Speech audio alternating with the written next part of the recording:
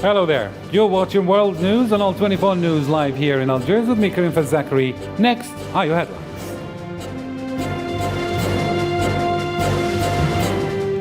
Russian Foreign Minister Sergei Lavrov has arrived in Algiers for an official visit at the invitation of his Algerian counterpart, Ramtal Amamra.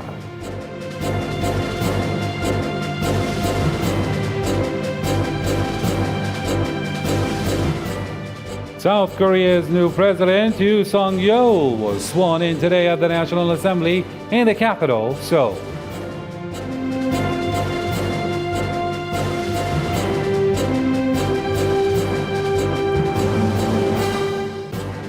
And later on in our news, heavily armed troops evacuated the outgoing Sri Lankan Prime Minister Mahinda Rajapaksa from his official residence.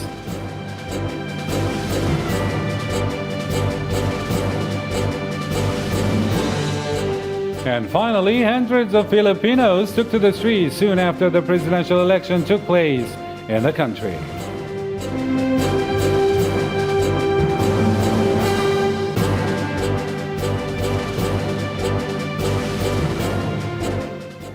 Hello again, those were today's top stories. And first, we kick it off from here in Algeria. Russian Foreign Minister Sergei Lavrov arrived in Algiers for an official visit at the invitation of his Algerian counterpart, Ramtal Amamra. Russia's top diplomat, Lavrov, headed to Algeria's Martyrs Memorial to lay a wreath of flowers in memory of the Algerian Revolution martyrs.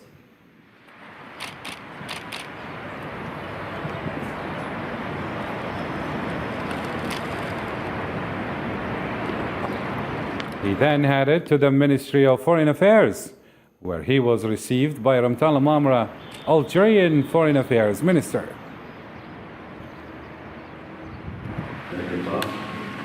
The two top diplomats had talks on various regional and international matters. The talks were extended to include delegations from both countries. It's worth recalling that this visit, the first of Mr. Lavrov in Algeria since January 2019, coincides with the 60th anniversary of the establishment of diplomatic relations between Russia and Algeria. It comes in a specific context at the geopolitical level as well as on the economic level, in particular with the evolution of the situation in Western Europe and the severe measures adopted by Western countries against Russia. The discussions focused on an overall review of the state and prospects of bilateral relations and a broad exchange of views on major regional and international issues, such as those relating to the situation in the Sahel, Libya, Syria, and the Western Sahara. This visit aimed at strengthening cooperation between the two countries in several sectors of activity, which are described as distinguished and historic relations between Algeria and Russia, whose friendship dates back several decades.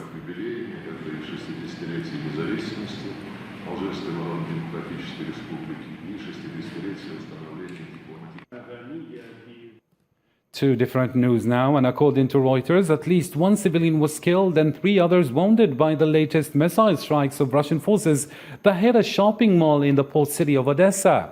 Ukraine claims that fire started at the shopping mall after missiles hit the building late Monday.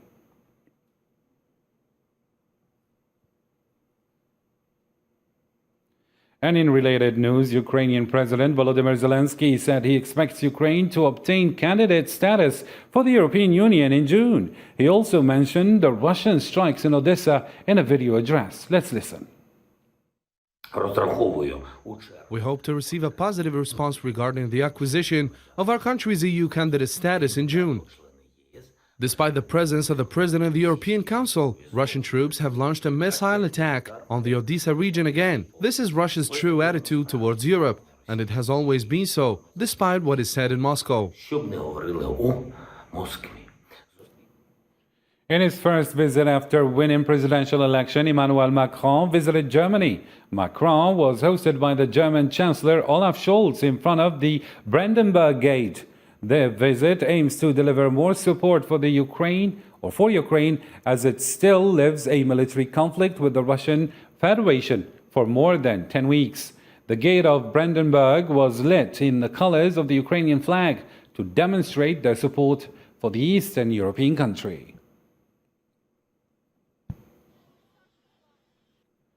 The re-elected French President Emmanuel Macron declared Monday in Strasbourg that when the war in Ukraine, peace will have to be built in more diplomatic a manner. Let's listen.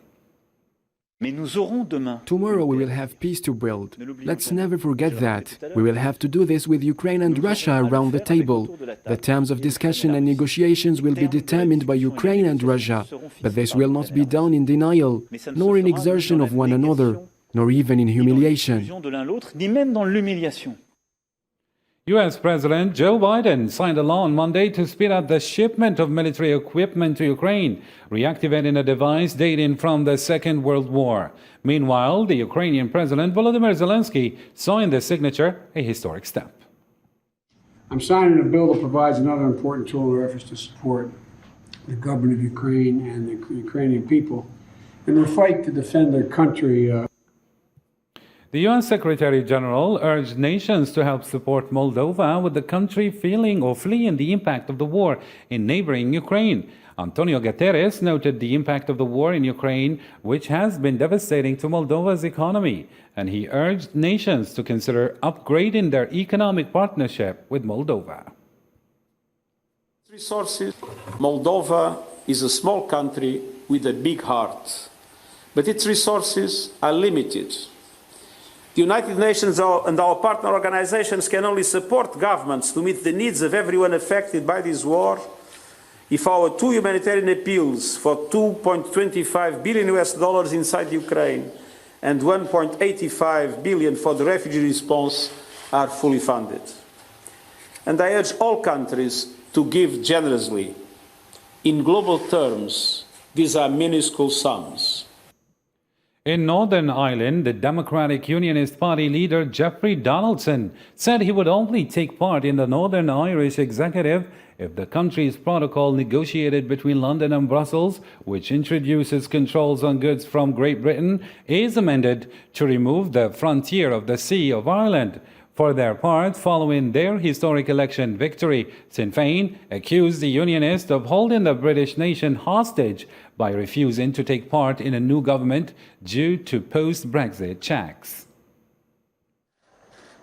I am clear. We will nominate to the executive as soon as the government takes decisive action to deal with the protocol. The man with the stopwatch is Brandon Lewis. The people who can deliver the change are Boris Johnson and the government. We are very clear about that. Frankly, the sooner they do it, the sooner we can get things properly functioning again here at Stormont. Leaders, and my message is clear. As Democrats, the DUP, but also the British government, must accept and respect the democratic outcome of this election. Brinkmanship will not be tolerated, where the north of Ireland becomes collateral damage in a game of chicken with the European Commission. South Korea's new president, Yoon Suk-yeol, was sworn in today in a crowded ceremony held at the National Assembly in the capital, Seoul. Yoon vowed to work for peace in the region and offered an audacious plan to strengthen North Korea's economy if Pyongyang takes steps toward denuclearization. Nabil Khazini reports. This giant ceremony at the National Assembly in Seoul marks a new era in the South Korean politics. It was here where the conservative Yoon Suk-yeol officially took office as a president of South Korea. While North Korea's nuclear weapon programs are a threat not only to our security and that of Northeast Asia, the door to dialogue will remain open so that we can peacefully resolve this threat. Without much political experience, Yoon is taking power while a new phase of military tensions is opening for the Korean peninsula, faced with a North Korea more than ever determined to pursue its ballistic missile programs and even to relaunch its nuclear tests. In his inauguration speech, he asserted that his neighbor's atomic arsenal poses a danger to global security, and that if Pyongyang truly embarks on a process of complete denuclearization, then he would be ready to present a plan to revive the North Korean economy.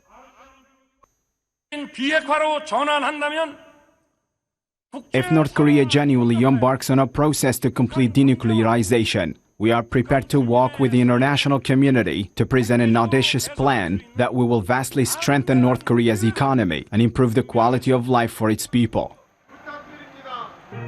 Elected in March, Yoon Song-yeol, a former prosecutor who is newly to politics, became head of state with a popularity rate of barely 41%, one of the lowest in the history of South Korean democracy for a president in his very first mandate. President Yoon Seok-yeol has particularly emphasized fairness. Do your best to create a fair society. I felt moved and had tears in my eyes. I was also touched to see the beautiful First Lady Kim Jong-suk. I wish them both happiness. I can't understand why the new administration wants to leave this beautiful place to settle in Yongsan. At home, Yoon faces a deeply divided public and a hostile National Assembly controlled by the main opposition Democratic Party. He has to tackle inflation, now at a 30-year high, which threatens his campaign pledge to address growing inequality and rising property prices in the 10th biggest economy in the world.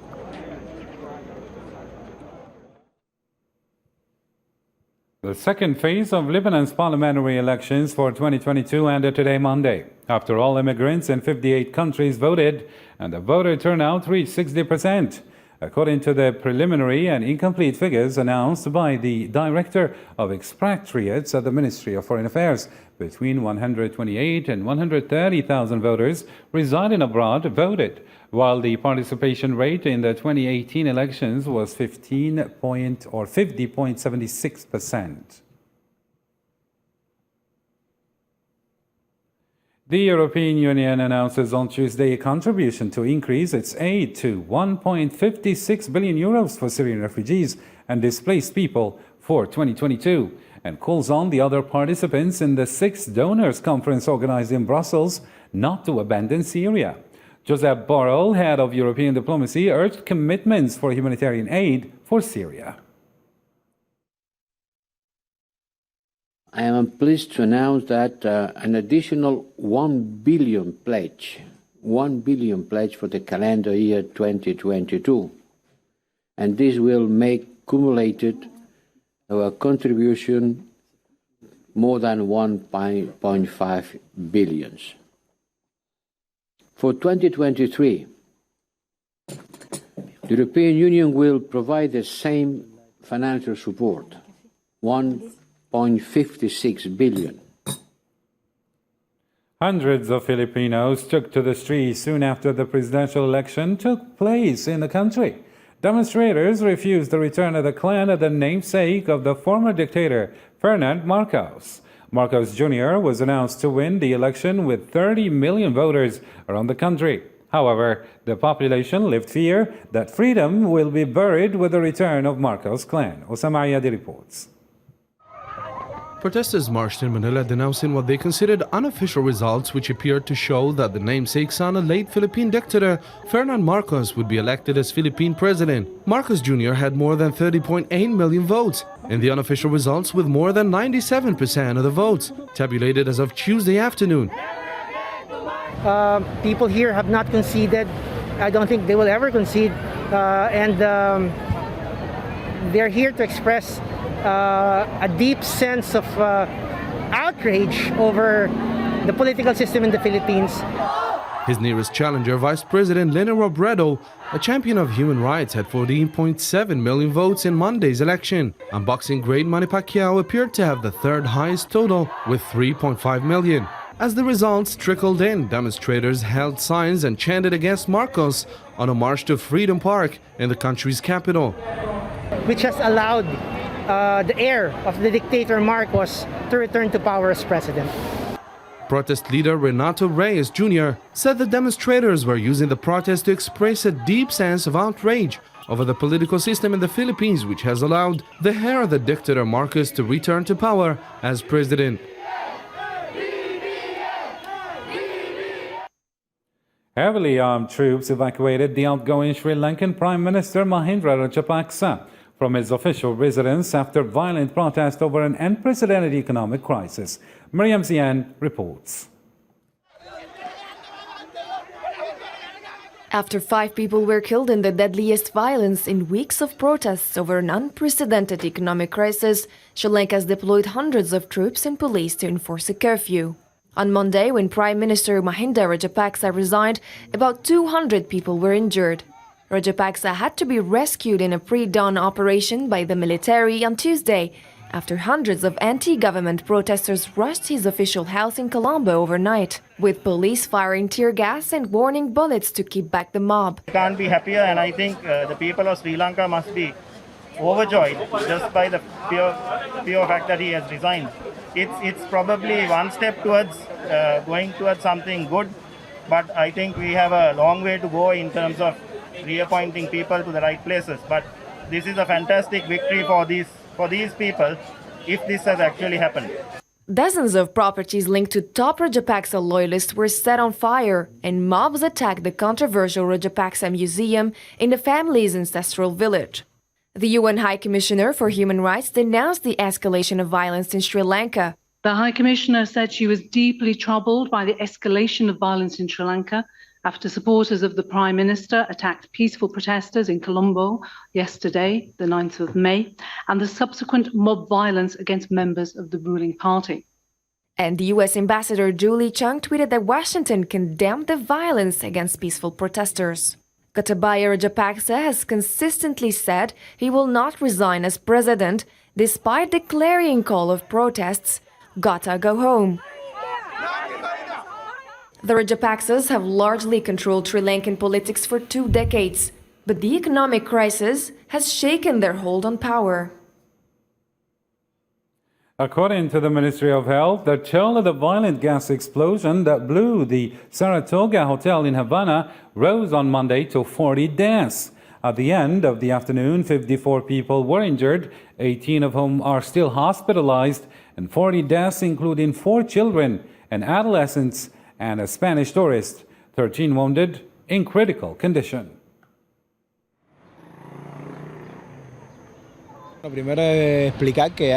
We have worked 81 consecutive hours. So far, 94 injured people have been found. At present, 36 medical reports have been issued and 18 people remain in hospital. Unfortunately, 40 people have died. The Colombian Defense Minister Diego Molano has condemned the retaliatory attacks by the Clan del Golfo drug cartel that left at least 8 people dead. During a press conference in northwestern Colombia, Diego Molano said that the cartel carried out an attack with an explosive device specifically targeting the authorities. The Clan del Golfo has once again wanted to carry out terrorist actions against law enforcement, which we of course strongly reject, and we will certainly deploy all necessary actions to capture those responsible for this criminal act. About 25 junta troops were killed, including a lieutenant colonel, when the Korani Nationalities Defense Force and Korani Army ambushed a military convoy on Saturday in the commune of Hapruso in Kaya state of Myanmar. The KNDF stated that the convoy, which included 20 military trucks, was ambushed and the combat lasted almost 2 hours. The trucks included food, weapons, and the dead of 66 light infantry division soldiers. A stampede at a university in Bolivia left 4 dead and more than 70 injured, most of them students, after a tear gas grenade exploded during an assembly. Some survivors have witnessed the scene and made these statements.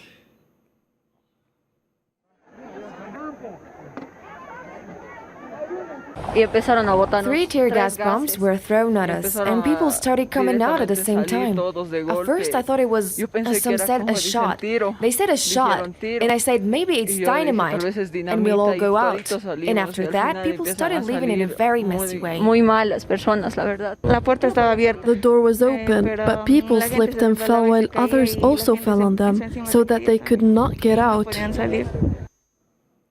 A prison riot between rival gangs has killed over 44 people and injured 13 more at a maximum security facility in northern Ecuador.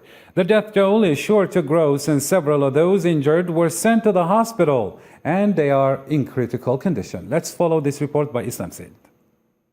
Clashes erupted between rival gangs in a prison in Ecuador on Monday, left more than 44 detainees dead and 13 injured. The violence followed by a massive escape of hundreds of other prisoners. According to officials, 112 of the fugitives were recaptured on Monday afternoon, while 108 were still missing. Around 3 a.m., we learned that a riot was taking place in the Bella Vista center of this city. The national police, within the limits of using what we have managed to enter the prison and then verify the deaths of 41 prisoners. Interior Ministry said clashes between members of the two rival gangs, the Wolves and the R7, broke out in the early morning, which triggered security protocols to contain the disorders in the prison. Most of the victims, if not almost 100%, were killed with a knife, not a firearm, and most of the bodies were exposed and assaulted in the rooms and cells. Drug traffickers controlled by the Mexican cartels are conducting a ruthless war to take control of the overcrowded prisons, which the authorities have so far been powerless. And now we have this breaking news. After Sergei Lavrov, the Russian foreign minister, met with our president, Algerian president Abdelmajid Tebboune. We have a press conference happening right now. Let's follow. Прежде всего, хотел бы еще раз выразить искреннюю признательность президенту Алжира, министру иностранных дел, всем нашим алжирским друзьям за традиционное гостеприимство и прекрасную организацию нашей работы. Dear friends, I would like to thank you and thank Mr. the President and the Foreign Minister and the Algerian friends for their warm welcome. У нас очень давние, добрые, искренние, дружественные отношения, которым в этом году исполнилось, если брать дипломатические отношения, 60 лет. Это практически совпадает с датой объявления независимости Алжира. Our countries have relations of friendship and honesty, and we will celebrate the 60th anniversary of receiving Algeria. И в интересах развития наших связей, как в русле политического диалога, так и по линии торгово-экономического, военно-технического, культурного, гуманитарного сотрудничества, мы сегодня подтвердили приглашение президента Алжира от имени президента Путина посетить Российскую Федерацию с официальным визитом. Based on our keenness to develop political, economic, military, artistic, cultural, and humanitarian relations with Algeria, we assured President Tebboune of the invitation of Russian President Vladimir Putin to pay a visit to Moscow. Сейчас у нас базовым документом в двусторонних связях является декларация 2001 года о стратегическом партнерстве. والآن يشكل أساس لعلاقاتنا الثنائية البيان للتعاون الاستراتيجي المؤرخ بالسنة 2001. Сегодня мы подтвердили нашу обоюдную заинтересованность подготовить новый межгосударственный стратегический документ, который будет фиксировать выход нашего взаимодействия на качественно новый уровень. Today we stressed the need for joint action to give our bilateral cooperation a more strategic character by signing the new document that will be the basis for our bilateral relations of this kind. Мы выразили удовлетворение тем, что, несмотря на пандемию коронавирусной инфекции, наш товарооборот в прошлом году увеличился, превысил $3 миллиарда, и есть хорошие перспективы продолжать эту тенденцию. We affirmed our satisfaction with the development of Russian-Algerian bilateral relations, as trade exchange during the past year reached $3 billion, and we have opportunities to reach broader horizons. Многие российские компании заинтересованы в том, чтобы создавать совместные проекты, реализовывать совместные проекты вместе с алжирскими партнерами в таких сферах, как энергетика, минеральные ресурсы, геологоразведка, фармацевтика. There is interest on the part of the Russian companies to develop their relations with Algerian partners in various fields, including energy, mining, exploration and pharmacy. Эти вопросы будут в центре внимания очередного заседания смешанной межправительственной комиссии по экономическому и научно-техническому сотрудничеству, которое планируется в ближайшие месяцы здесь, в Алжире. All issues raised will form the core of the discussion for the next session of the Intergovernmental Committee on Trade, Economic, Scientific and Technical Cooperation to be held in the near future in Algeria. Мы говорили о дальнейшем развитии военно-технического сотрудничества, которое имеет очень прочные корни и хорошие перспективы. Российская Федерация ценит то доверие, которое алжирские друзья оказывают нам в деле укрепления обороноспособности Алжира. We also discussed cooperation in the military, technical, cultural, and educational fields, and we in Russia highly appreciate the trust placed by the Algerian authorities in cooperation in this field, and we are ready to offer Algerian friends more scholarships to study in Russia.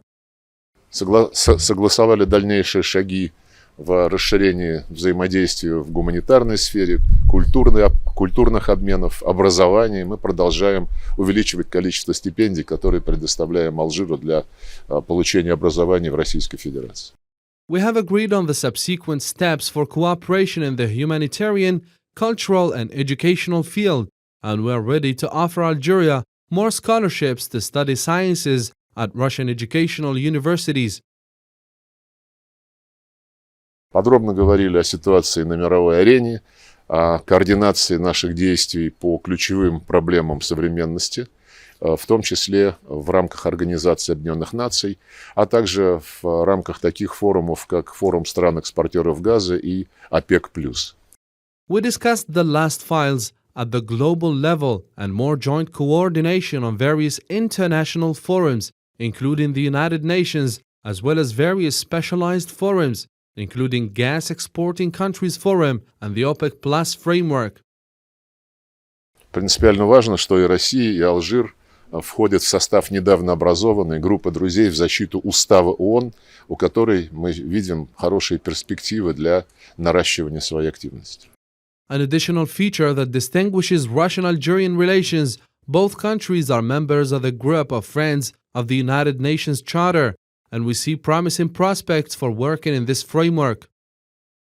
Прежде всего, мы говорим о закрепленном в Уставе ООН принципе суверенного равенства государств, который для нас, для Алжира, для большинства других стран мира является ключевым, но который последовательно игнорируется Соединенными Штатами и их союзниками.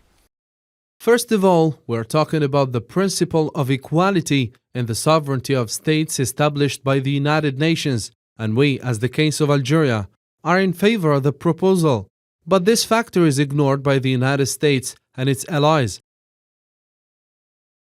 Мы подробно информировали наших алжирских друзей о развитии специальной военной операции Российской Федерации вместе с ополченцами Донбасса на Украине. We have informed the Algerian side about the latest developments in the framework of the special military operation launched by Russia in partnership with the conscripts from the Donbass region. Мы ценим взвешенную, объективную, сбалансированную позицию, которую занимает Алжир по украинским вопросам в рамках международных организаций и в целом в рамках своей внешней политики. And we highly appreciate the balanced and objective Algerian position regarding developments in Ukraine, whether in bilateral relations or in various international forums.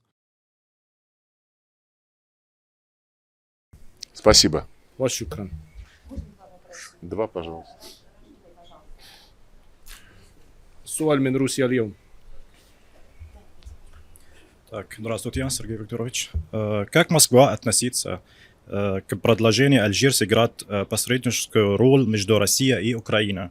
Ну, как Москва оценивает позицию Алжира останется поставок газа и международных вопросов, такие как Мали? Спасибо. Такие как? Мали. Мали? Мали.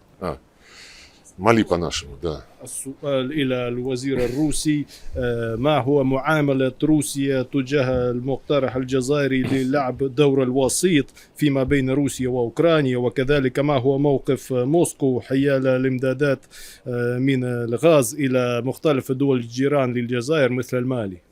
Что касается позиции Алжира по украинскому вопросу, я уже высказал наше высокое отношение этой позиции. Concerning the position of Algeria on the Ukrainian crisis, I have given high appreciation for it. И особо мы отметили понимание нашими алжирскими друзьями всего комплекса проблем, который нанизан на нынешнюю ситуацию на украинской территории. And first of all, we thank Algeria for its comprehensive position for the number of issues which are related to this crisis and its surroundings. Алжир является членом контактной группы Лиги арабских государств, которая недавно посетила Российскую Федерацию, которая также встречалась с министром иностранных дел Украины. При этом, как я уже сказал, руководствовались наши арабские друзья теми решениями, которые были приняты в рамках Лиги арабских государств, в том числе на министерском уровне, и которые мы считаем объективными и полезными. Indeed, Algeria is a member of the joint business team of the Arab League on Ukraine, and this team has visited Russia lately, and they also visited Ukraine, where they had negotiations with the Ukrainian foreign minister. And as I have said before, the unified Arab position in the Arab League is balanced and objective. В отношении кризиса в Мали мы по-прежнему убеждены в необходимости содействовать всем малийским сторонам в налаживании инклюзивного политического диалога по восстановлению национального согласия и считаем, что хорошей основой для этого является Алжирское мирное соглашение 2015 года. Regarding the situation in Mali, we are convinced that every effort should be made to help all parties to start a political dialogue, to step ahead with a peaceful agreement and the strong basis that will serve the previous agreement, which was signed in 2015. Считаем, что решать проблемы Мали путем объявления санкций против нынешнего руководства контрпродуктивно. And we think that there is no need for more sanctions on Mali. Какой-то был третий вопрос? Нет? По вопросам поставок газа на мировой рынок и мы, и Алжир, и другие участники форума стран-экспортеров газа придерживаются достигнутых договоренностей, и я уверен, что так будет и впредь. With regard to more gas supplies, we, as in the case of Algeria, stand by the unified position within the framework of the Gas Exporting Countries Forum. Сергей Викторович, как вы оцениваете инициативу Жозепа Борреля, который предложил передать замороженные активы России Украине? Это уже открытый грабеж, на ваш взгляд? Ну, можно даже сказать, воровство, которое даже не пытаются скрыть. السؤال ما هو موقفكم حيال المقترح الأخير للسيد بوريل رئيس الدبلوماسية الخارجية للاتحاد الأوروبي حول إمكانية تسليم الأصول المجمدة الروسية إلى السلطات الأوكرانية؟ هل هي السرقة مباشرة؟ Это для Запада уже становится чем-то вроде привычки. Вот заморозили в Америке деньги, которые принадлежат Афганистану, Афганскому центральному банку, и хотят пустить их не на нужды жителей Афганистана, которые пострадали от последствий 20-летнего пребывания стран НАТО, а хотят их пустить на некие другие цели, которые не связаны с восстановлением экономики Афганистана. Our position is well known. We're accustomed to adopting such factors. As the United States has frozen assets in Afghanistan, they do not use these funds for reconstruction, but rather they are directed to achieve other goals. Жозеп Боррель знаменит не только этим высказыванием, не только своими идеями в сфере конфискации чужого имущества, но, как помните, не так давно он сказал, что украинский кризис должен быть решен исключительно военным путем.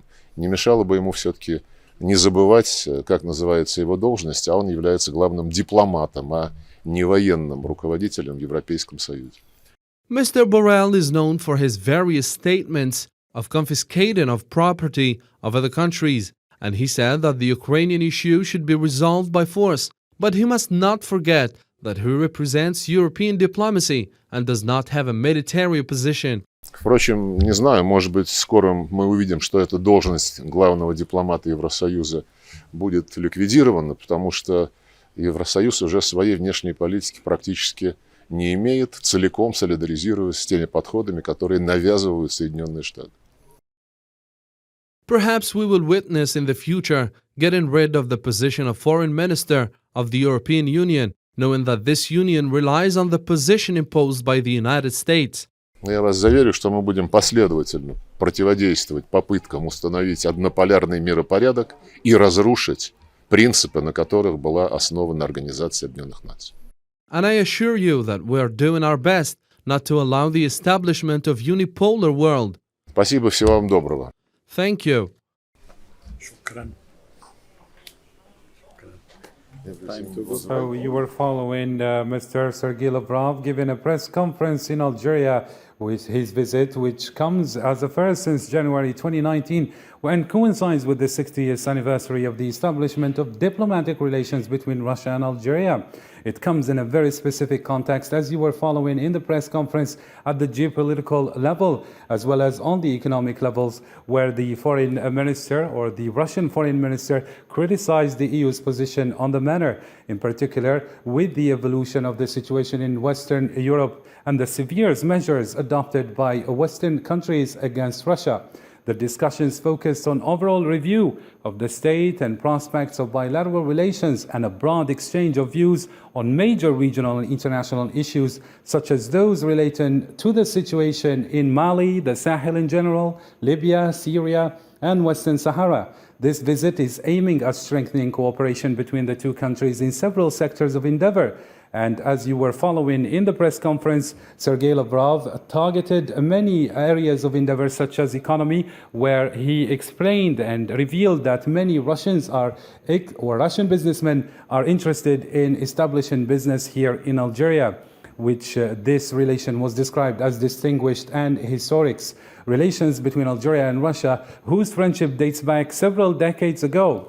And it was really noteworthy that the Russian Foreign Minister Sergei Lavrov criticized EU's position and Josep Borrell's provoking statements when he said that this problem or resolution should be found by force. That's it for now. Thank you, dear viewers, for tuning into our channel, and follow the latest updates on the coming news bulletins. Bye for now.